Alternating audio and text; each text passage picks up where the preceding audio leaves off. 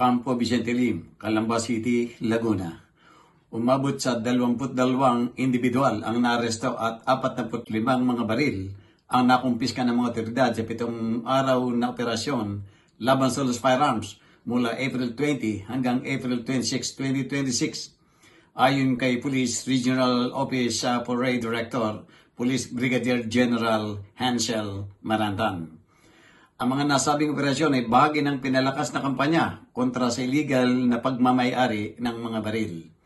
Kabilang dito ang pagsisilbi ng search warrants, checkpoint operations, Oplan Bakal at pinalawak na police visibility at patrol operations sa mga komunidad. Ang nasabing tagumpay ay patunay ng dedikasyon at matibay na panindigan ng mga kapulisan ng Piaro Calabarzon sa pangunguna ni PB Gen Marantan bilang suporta sa focus agenda ng Chief PNP laban sa kriminalidad, partikular sa pagsugpo sa paglaganap ng mga lost firearms.